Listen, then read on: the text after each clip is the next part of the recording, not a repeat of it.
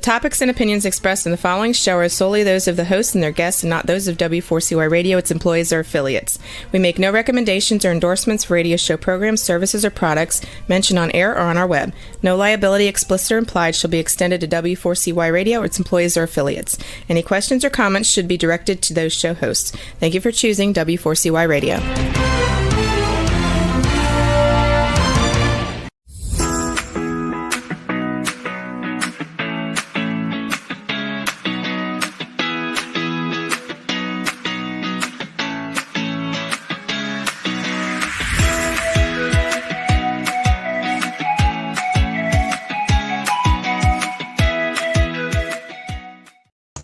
Hi, welcome to Learning to Dance in the Rain, where we have my guests and I will have conversations about dealing with difficult life issues, and maybe not difficult ones, just learning about living and enjoying life again. Learning to dance is any kind of activity that you decide to do. And I suggest that you get busy doing something. I am Shelby Wagner. I was a teacher. I'm a retired teacher now and church musician. And now I am a podcast host or live radio, and I welcome you here today. We're going to talk about navigating the maze of love. That's part 4. And I have my guest, Carl Litchfield, who's a pastor. He's been a pastor for 41 years, and he's traveled to different countries to teach Bible studies and so on. And I'm just very happy to have him as a cohort on the first Tuesday of every month. Thank you, Carl. Welcome to the show. Well, thank you, Shelby. Thank you. It's nice to be together again. Yeah, we have interesting time, don't we? Yes, we do. Yes, yeah. we do. We haven't argued and fought in quite a while. Maybe it'll happen today. Who knows? Who knows? Well, we do have share the goal of having a good spiritual renewal every Sunday.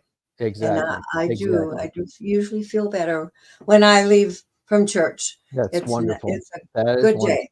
Yeah, yep. I wonder how you survived 2 services there on Sunday morning. Well, I wonder what you do the rest of the day. most of my ministry has been with 2 services a day. There were only twice that I served just one church at a time. And one of those churches had 2 services on Sunday. Had an early praise service and a later a traditional service. So most of my Sundays, I've always had to. It's not a have to. I've always enjoyed that second opportunity to lead worship. And what really pleases me and really brings joy to my heart is the opportunity to share that preaching moment. I think to find out together what God has to say to each of us. And I will be honest with you, the Holy Spirit, I may know what the journey is going to be like, how we're going to begin at this point. We're going to take these steps along the way. This is the conclusion, but I have really no idea what kind of words God's going to give me to be able to say those things to get us from the beginning to the end. And sometimes I'm taken by surprise at how it all fits together. I believe that the preaching moment is a Holy Spirit inspired moment. And that's exciting to me, that God would choose to use a guy like me to accomplish great things like that. So yeah, that's what gets me up on Sunday morning. I will tell you that's the truth. Do you preach the same sermon at both services then? Well, that's the intent. They don't really come out the same because I don't have a text. I'm not reading from a manuscript. Mm-hmm.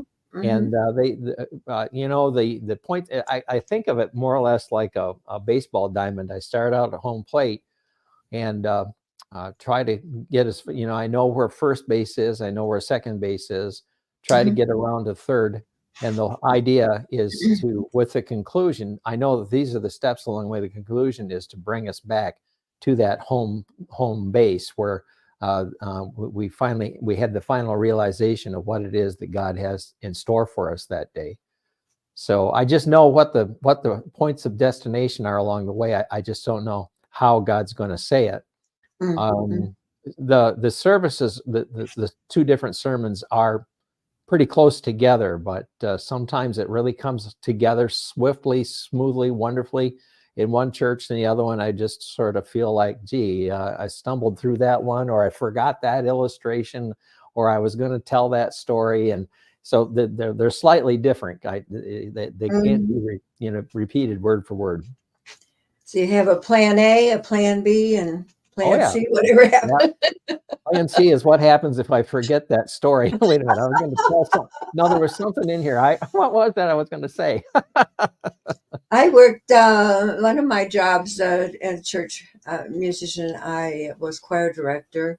Yeah. And two services. The 8:00 service, I either sang or a solo, or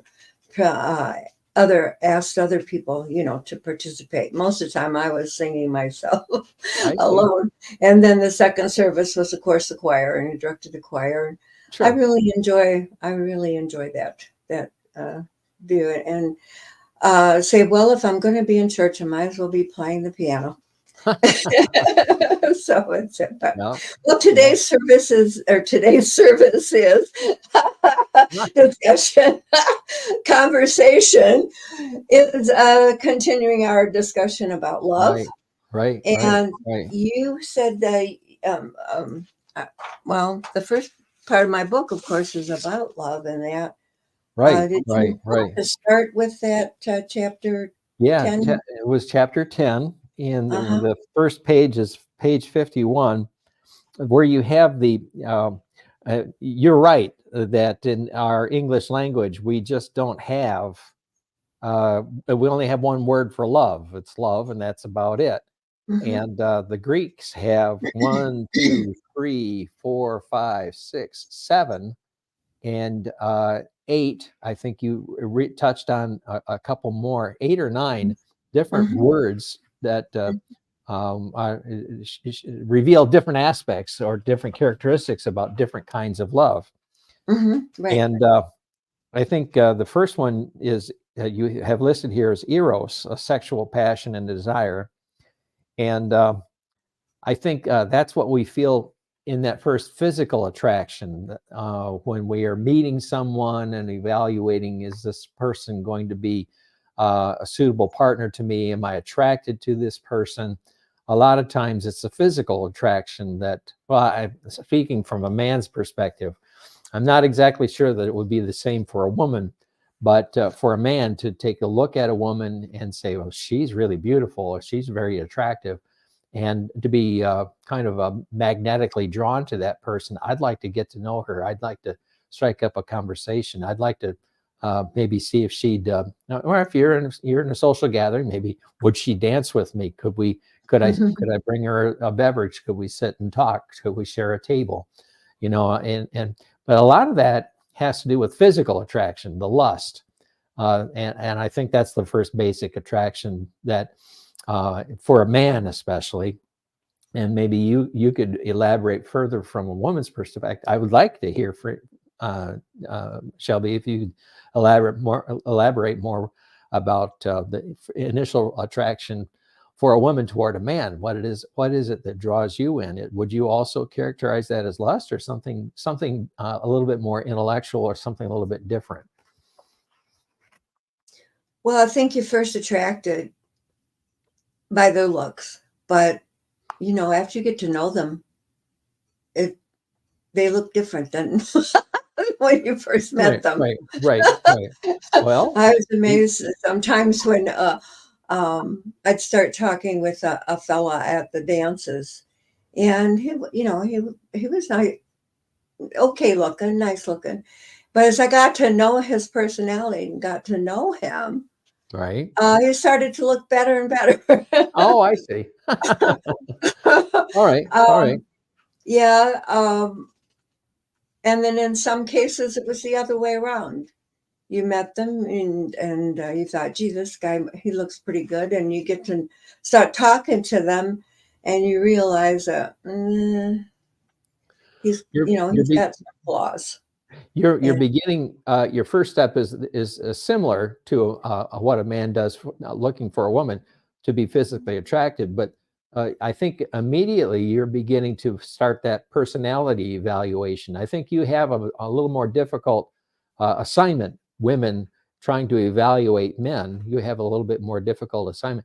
You've got to look into the inner man and find out, is this person, is this a quality man? Is this a trustworthy man? Is this someone that I could trust with my life and my future? Of course, you're not going to plunge into, gosh, will you marry me and will we be able to spend 50 years together on the first date or anything like that? But I think that eye to the future is a little bit more. I said this to Jerry when we first started these first conversations. I think I told this story that she and I were at a movie house, and we were way early. We'd gone out for dinner, and we went and bought our tickets, and we're sitting in the lobby of this multiplex theater, and there's hundreds of people going through the lobby, and we're just watching people.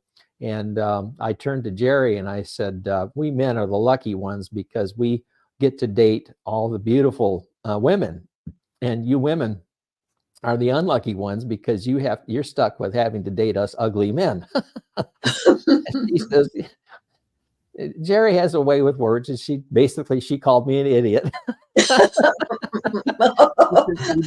wasn't the first date. Oh no, we've been married like 20 years no, we had our 25th anniversary at this point, but we got around this conversation 25 years down the road, and she's not going to throw me out because I'm stupid, because at this point anyway. But she said, you just don't understand. You're looking for physical beauty, but what men are looking for physical beauty, but what women are looking for personal integrity. Can I trust this man to love me? Will this man be consistent? Can I give this man my heart, or will he break it? Will he be faithful or unfaithful?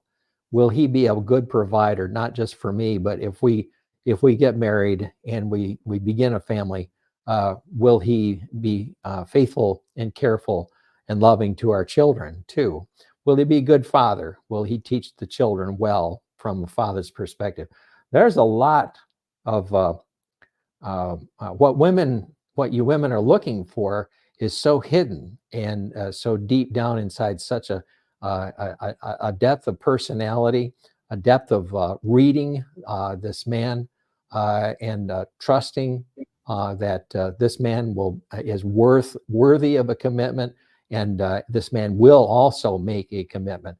I think you have the more difficult initial work to be done as you begin developing a new relationship. I think men have to do that eventually, but right. I think maybe that comes more like that with the 7-year itch. We've been married quite a long time. Lust has settled down, and really, now who am I married to? And then you have to end up making a decision. And I can remember this point between Jerry and I, and it really was around 7 years of our marriage. I married Jerry, and this is who she is. I know her completely. I know her well. I know her strong points. I know her good points. I know her flaws.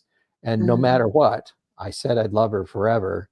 And it was that point, I think, that I changed out of that fixation on lust and went into that mature kind of love.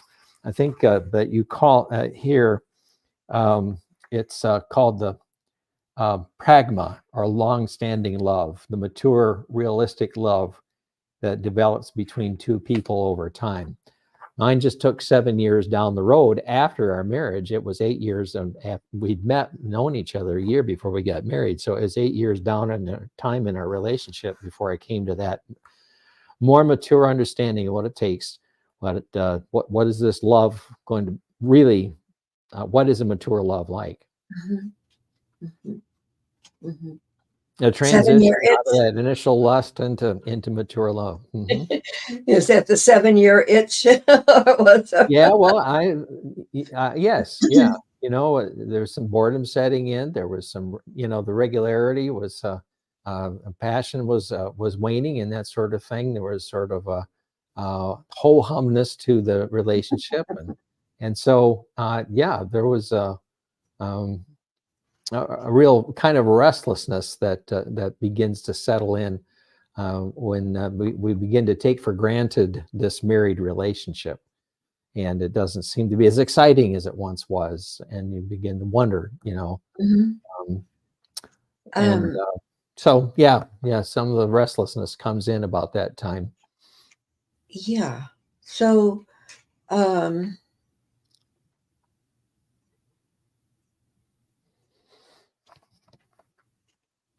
I know people that have divorced twice or more Okay. after 5 years. Only 5 years. And I'm wondering what you're saying is that's when they really have gotten to know the person and decided that maybe they made a mistake, or Right. is They it think they made a thinking, mistake. well, maybe Mhm. I could do better?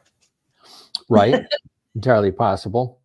Or maybe they've lost that initial excitement that comes from that first experience of the heart fluttering, and that sort of thing. That first lust experience. Is a good friend of ours that Jerry and I have known this man for a long, long time, and he's in a long-standing, wonderful marriage now. But at a time when he was in the Navy, he was assigned to submarines, and he would be gone 6 months of the year at a time out on submarine deployment. And it turned out that while he was gone, his wife was out bar hopping and picking up guys and bringing them home for one night stands and that sort of thing. And when they tried to salvage their marriage, which proved to be impossible over the long haul, the marriage eventually dissolved. When they went into counseling together, the counselor finally said to our friend, it said, the problem is that your wife is addicted to falling in love. She's addicted to passion.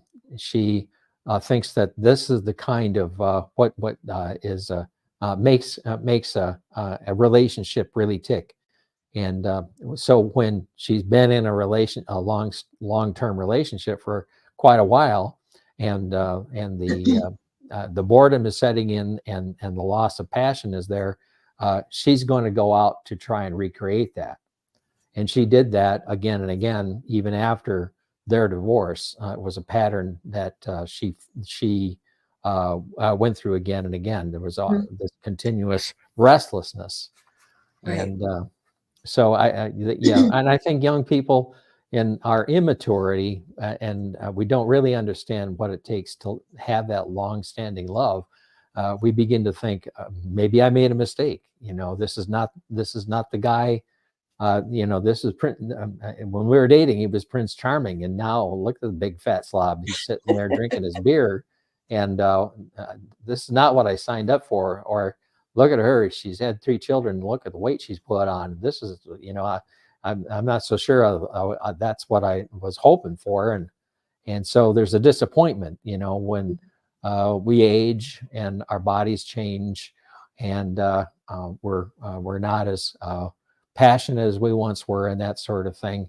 Uh, People can begin to interpret that as I chose the wrong person, and want out without a clear understanding of, this is really a maturing and a gradual metamorphosis of what your original loving relationship or lust relationship into a long-term loving relationship, but it takes determination to stick it out. I think that's very, very good the way that you put that. And I could see that in this uh my my son's second marriage. That's I see. definitely. Okay. Mhm. Mhm. Yeah. In fact, I think she had been married once before they met All and right. got married. And then she's been married at least twice in the 7 years Oh my. since. No. Isn't that something? I mean, That sounds like the pattern we're talking about, that she keeps mhm, repeating it. She mhm. keeps repeating it. I call that, instead of being, when you're thinking about getting married to this person and you're, oh, I'm in love, and then really I call it in lust. Yeah, right, right. You had on page 53, you had a couple of good discussions there. You were having well, on page 52, you're having a conversation with a man that you were in a dating relationship with. Uh-huh. And it starts towards the bottom of page 52. He said, I love you, but I am not in love with you. And you paused a moment and considered what he'd said. And you asked him, what's the difference? And he immediately responded, don't you know? I guess I'm not sure. Please tell me what you mean. So he began to explain, I love you like I love my daughters and my friends, but I am not in love with you. I was in love with my wife. I knew when I first met her that she was the one I wanted to be with for all the time for the rest of my life. I like you a lot, but I am not in love with you. And so you're saying that you fell in love at first sight with your wife? And he said, yes. And then you went on to, well, you were young and that sort of thing. And you went into a discussion at top of page 53. What is the difference between being love at first sight? Love takes time. We can like at first sight, or we can lust at first sight, but I don't think we can love at first sight. And I think you're absolutely accurate there.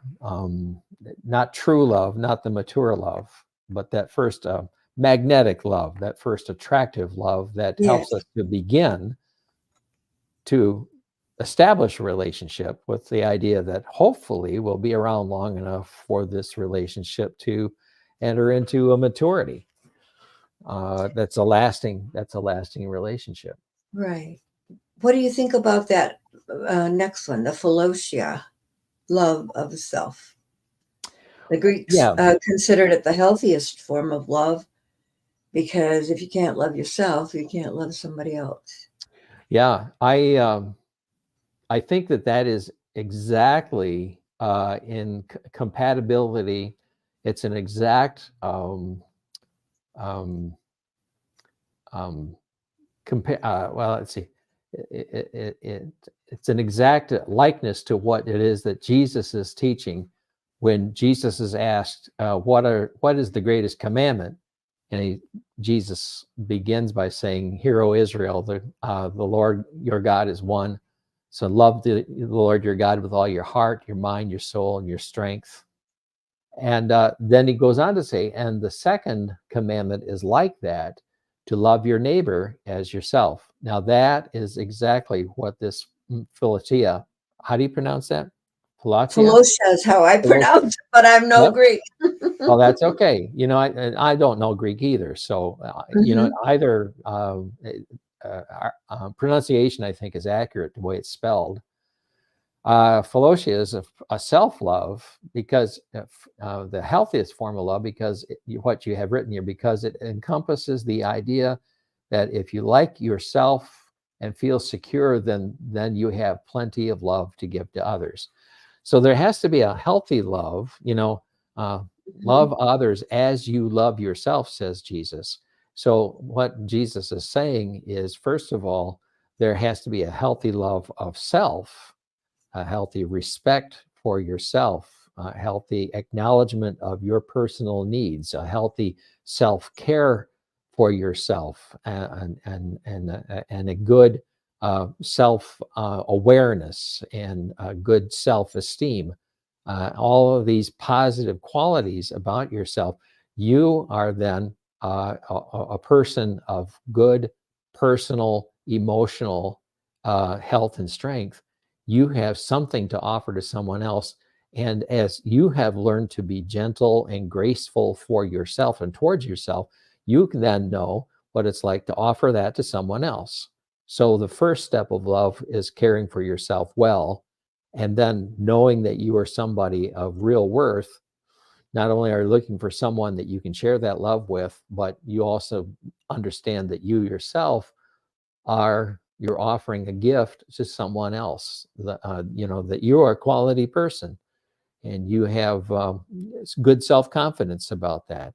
And you know that you will be a blessing to the person with whom you will create this new relationship with, and that you will be doing something good and uplifting for someone else. And that's, I think, a source of joy and true happiness within us when we know that we are living for someone else, helping someone else, lifting up someone else, caring for someone else, helping someone else to have a better life.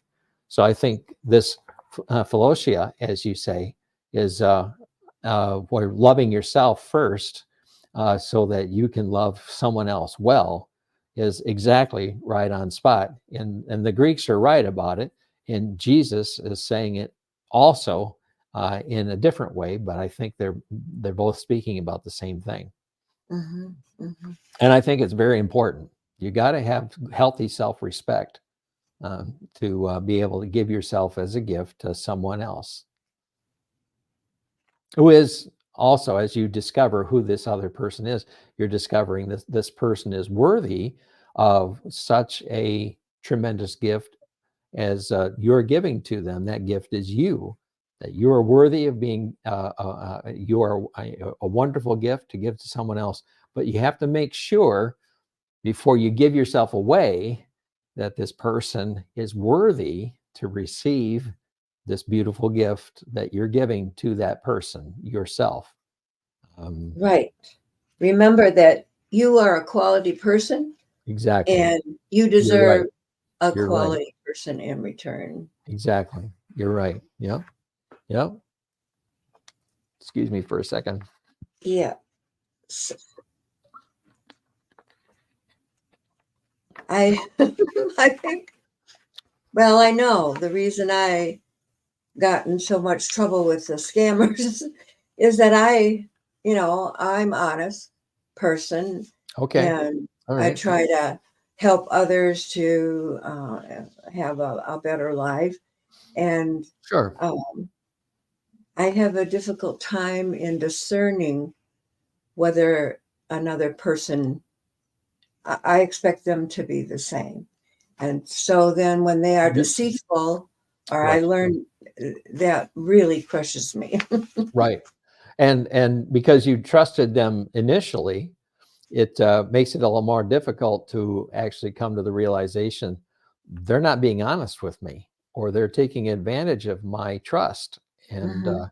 and they're not loving me, they're harming me, they're hurting me. That has to be an awful realization to come to, an awful decision point. I just can't do this anymore because they're really hurting me and not helping me. Mhm. And because you're trusting initially, it makes it difficult to come to that step of reality. Oh, this is not exactly what I thought. And there are, you see things, red flags along the way, Okay. and you Yeah. need to pay attention to those. Right. Right. Right. You really do, because it's very difficult. It's very difficult to walk away from someone that you have uh, thought you loved, or maybe you Hmm. do, you love them, but they're Right. not Right. loving you back the Right. way Right. you deserve. So, Right. and that leads us into this, the lists in the end of that chapter. Sure. Sure. Um, how do I know he loves me? How can I tell? What do Right. you think? Right. Well, Uh, it was. Go ahead. I looked at as I studied these lists. The one that Sabrina Alex offered Uh-huh. for women. How can they be sure that the man they love really loves them back? I liked her list, but there were a couple of things. I first of all, I thought some of these things could be a subjective judgment, and others could be an objective measurement. something that you could say that this actually happened. This is actually what he has done for me. I have seen him do this. We have shared this moment. And I put down an S for the subjective things and an O for the objective things. And out of this list, there were only 3 things that I marked as subjective. Like it would be very, very difficult to actually prove how that these things are true. The objective things that I wrote down, most of these are objective.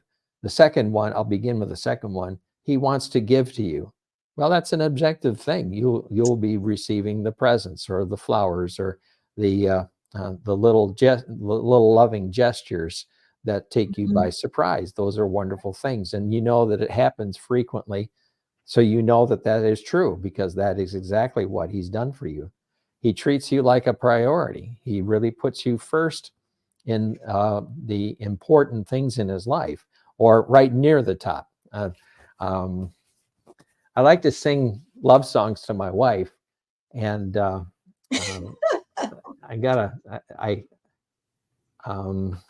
oh boy, it's I'm not even going to be able to say it right now, but there's that song that says here it is. Have I told you We lost the sound here. Have I told you lately that I love you? Or is it me that's lost the sound? Am I? Is there some? Are you? I can't hear. Are you able to hear me? Are you able to Yes. hear me? I can hear you. I can hear both of you. Okay, Shelby. What's happened? Well, go ahead and talk about them. I'm going to sing Carl, that I'll song. see what I can and I'll do about explain. mine. I'm going to go ahead and sing that song. Have I told you lately that I love you? Have I told you there's no one else above you? And I sing more of the song, but I always stop there because theologically, I know I can't really say that because Jerry is important to me, but she is not my God. At first, I thought she was my God because I thought she's the one, her love is going to save me. And I found out, no, she's only a human being. I can't get salvation out of her. But, and so I always have to slip in there. There's no one else human above you, Jerry, but God is certainly above you. That's how I work that out. And Jerry knows that, and she laughs when I sing it that way. Are you back able to hear me now, Shelby? Are you hearing things now? I still can't hear him talking, so I don't know. Huh. We'll just have to. I still can't hear. Rebel, can you speak to her? Can she hear you?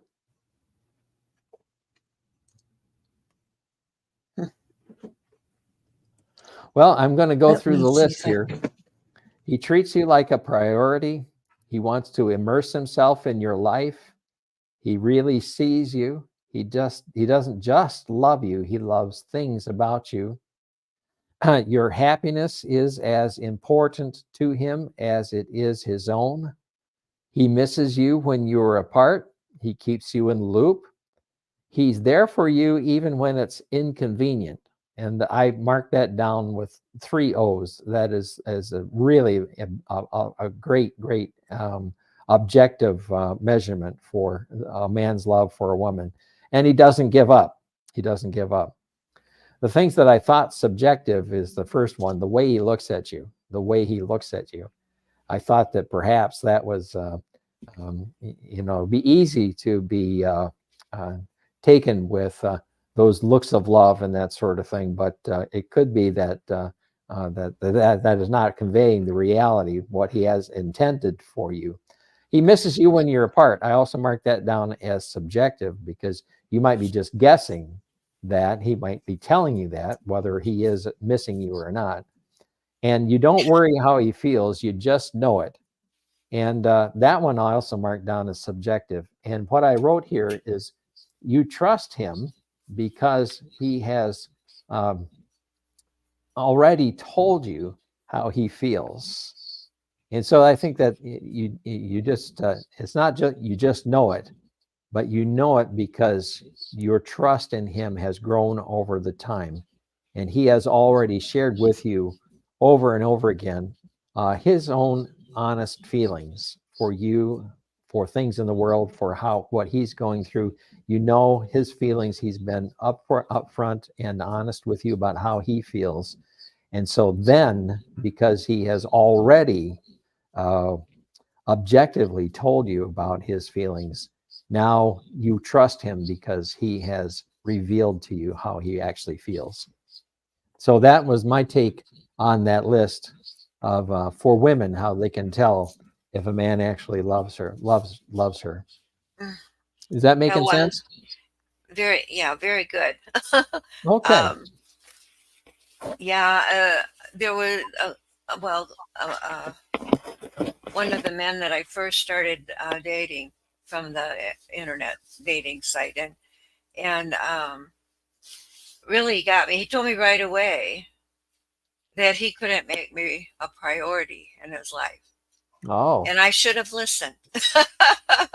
We tried to tell you something there, huh? Yeah. Uh-oh. He had four children, 4 girl daughters, and I think 13 grandchildren. Oh. And so that really hurt me because I really liked him, And you had hopes. I had hopes there. Yeah, right. But as I looked the list over, right there, he didn't treat me like a priority, and No. he didn't immerse me in his life. I never ever met any of his family. Oh, really? Yeah, Wow, we didn't get that far, and I should have. These were a lot of red flags. I wish I had known them. Well, because I wouldn't have wasted time thinking about him so much. You would have protected yourself. Sure. Of course you would. Right. And then he keeps you in the loop. No, I never knew, oh yeah, I love you, blah, blah, blah. And he talked to me or texted me every day. And then all of a sudden I didn't see him for weeks. Didn't hear from him for weeks. So I had all these red flags, I think, right then and there. And, the interesting thing is that once I found someone, then it wasn't long after till this fella texted me back. Well, I don't know what I did to lose you. Well, you want me to spell it out for you, buddy? Right. I said, read my book.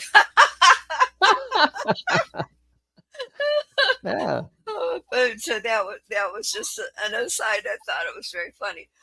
Well, how about this next list then about for you guys? For guys, wanting to know about if the woman really loves you, for sure. If a woman really loves a man, okay. And I went through this list and put an S for subjective.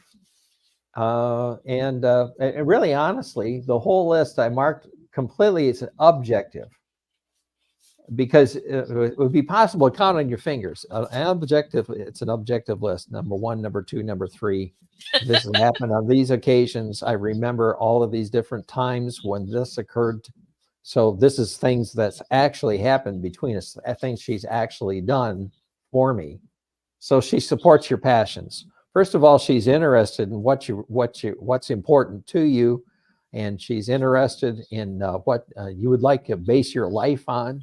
She's interested in your plans for your future. I think all that is tied up in that word passions, and she's showing that in real active support for the things that you want to do. And she's not tearing you down. You got some passion you want to be, especially when you're young, you want to go into this particular field of endeavor. And she starts to say, well, you never make it in that field. And, you really got to be awfully smart to do that. So obviously you could never accomplish that. She'd be tearing you down when you're trying to say this is what really builds me up. So that would be a red flag there. But anyway, past the passion, she wants to get to know your friends, and I think that to be able to integrate her into your circle of friends, and the other thing would be true too, that she wants to introduce the woman you're interested wants to introduce the man in her life to her friends, and she wants to. She's gonna be checking out their opinion of you. They want to know. Do you think? I think he's a quality guy. Do you think he's a quality guy? Are you, do you see the same things I'm seeing, or is there something that I'm missing here? Because women, you trust your women friends' opinions about this, and so it goes both ways. Not only does she want to know my friends, but also she wants to introduce me to her friends as well. I think that's a two-way street there. She's pleasant with your family. She's not going there to pick a fight with your mother. Of course, then again, you're not comparing the guys. You're not comparing her with your mom. I can't stand eating your potato salad because you make it different from the way my mommy made it. And that's not going to make points with you and this new lady in your life. So, but she is pleasant with your family. I think that, she's going to give them the benefit of the doubt. She's going to try. She's going to be gracious. She's going to be listening and open to learning about them and accepting them as they are. And but also being careful for herself that if this family is really rough and rugged and they're rough on her and that sort of thing, I wouldn't put up with that for too long a time. So she wants to be pleasant with your family if your family is gracious and polite and accepting of her all in initially. So that also is a two-way street. She compliments you all the time. And I think guys are especially vulnerable to this. We really need to be pumped up. We really need a pat on the back. We really need encouragement. And I think that would be especially, guys, same thing is true. Women need to be encouraged and complimented also. This, again, two-way streets. She's passionate about you. Now that would be a real compliment. That would be a real compliment. And you can tell that, that the times of intimacy spent together and whatever level that you allow yourself in your personal relationships and that sort of thing needs to be genuine. And so this could be a subjective sort of thing. You might think perhaps that she is passionate about you, but it could be that simply she's putting on an act. So I don't know how to get to the heart of that, but she certainly needs to be demonstrating passion towards you. And if she's cold and indifferent to you in a physical way, and that's important to you, well, that also would be a red flag for the future of your ongoing relationship. Mm-hmm. She's patient with you. Yes, let's just say yes. I think you ladies, again, you got the tougher side of this. Us guys, we can be real hard-headed nincompoops. We're not paying attention. And so, yeah, you got to really break us in gently, okay? I think men really need to be domesticated. I can remember when I was a single guy in the Air Force, and we were getting to be awfully rough cut. Our language is horrible, and one of the older men in our detachment took us aside and he says, "Why are you young guys talking like that in front of these women? Don't you have any respect for women? You should be toning down the way that you talk to each other and don't use such rough language in front of women." That really, I took that to heart. I thought, yeah, where have I been? Guys left to ourselves, if it's just guys with guys all the time, we can get really rough cut. We can really get really earthy and really low kinds of ways of dealing with each other and language and talking and that sort of thing. I think women are a domesticating force for men. I think that we really need to be shown how to live gently. I think we really need to be shown how to live a more caring life and to be aware of others more around us and of their feelings and that sort of thing. I think that this is the gift women give to us men, to domesticate us, if you will, but calm us down a little bit and lead us out of that animal life of guys with guys, and really gentle us down a little bit. I really think that men really need this gentling influence of women. And she's eager to discuss the future with you. I think that's a big plus right there. She openly communicates with you. The times of sharing that you have, the times of conversation, that is so important form of intimacy, that you can just talk about anything and everything, and then you don't hold back. You know, the worst things that have ever happened to you, the secrets of your life, you open up yourself to sharing those, because you know that your partner is going to listen gently and will not use that information against you, will not ever reveal it to others to humiliate you. You can trust your partner. Open communication, again, that two-way street. Your arguments are had with the intention of fixing the issues. You're not there to beat one another down, but you're looking for the solution to the problem, and you're trying to do that in a creative and gentle way. You don't have to be yelling at each other at the top of your voice, but looking for that way, you know, we got a problem here. How did this develop? What can we do about it? Looking at it, approaching it from a rational rather than an emotional point of view. He doesn't try to change you, although, as I was saying, if I've come into the situation be out of my fraternity habits and that sort of thing, then maybe she does need to train me a little bit. Like, yes, okay, I'm sharing a house with a female, so I have to learn how to put down the toilet seat. Okay, I can learn this lesson. So there are certain ways, small ways perhaps, that we do need to be changed, but not to, to change us in our political affiliations, or change us in our religious convictions, or the big things in life. Does she really accept you as you are, who you are in a very basic way as a human being? Doesn't try to change you. She does little things for you. All of these are objective. Her friends have taken an interest in you. Again, that's a wonderful sign. She's not judgmental toward you at all. She compromises with you. The one thing that I put down is totally subjective is you just feel it. So that I think more than feelings, these other things are objective and quantifiable. You can count the times that they've happened. And Okay. so We're that's running, all the more important. Yeah. Okay. I'll be quiet now. I'll be quiet. Okay. I'll stop. I very much appreciate you being here, Carl, and helping me with this. I've enjoyed it. I want to tell the audience, hope you come back next week at 12 noon on Tuesdays.